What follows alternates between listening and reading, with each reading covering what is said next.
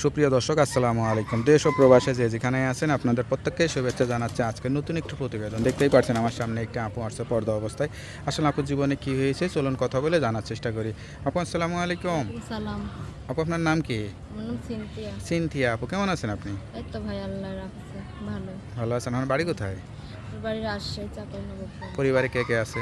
পরিবারে মা আছে, ছোট একটা বোন আর আমি। আর ছোট বোন আছে। হুম। আপনি কি করেন? আমি সেলাই মেশিনের কাজ করি। আপনার বাবা কি হয়েছে? বাবা বিয়ে করে চলে গেছে ভাই, আমাদের খোঁজ খবর নেয় না। এখন বয়স কত আপনার? বয়স 18 বছর। 18। তা বিয়ে শাদী তো হয়নি আপনার? না, বিয়ের সাথে হয়নি। তো প্রতিবেদনে কেন আসছেন? প্রতিবেদনে আসছি যে ভালো একটা মনের মতো মানুষ পেলে জীবন সঙ্গিনী বাড়াবো।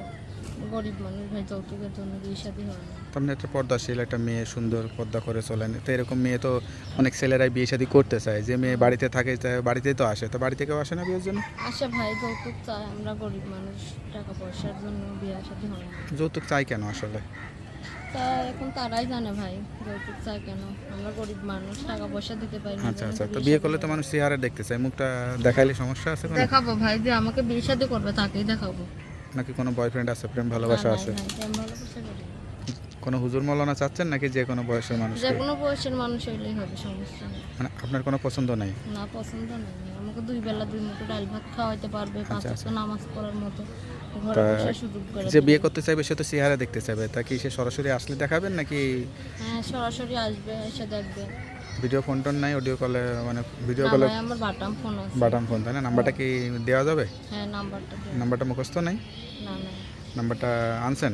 হ্যাঁ, আনছি। তো নাম্বারটা আমার কাছে দেন, আমি দেখে বলে দিই। হ্যালো বিয়ে, শুনলেন একটা অসহায় দারিদ্র পরিবারের মেয়ে নিঃস্বার্থভাবে বিনা যৌতুকে যে দায়িত্ব নেবে সে তাকেই বিয়ে করবে। কেউ খারাপ উদ্দেশ্যে ফোন দেবেন না। যদি সত্যিকারে বিয়ে করতেছেন তারা তার এই নাম্বারে যোগাযোগ করবেন।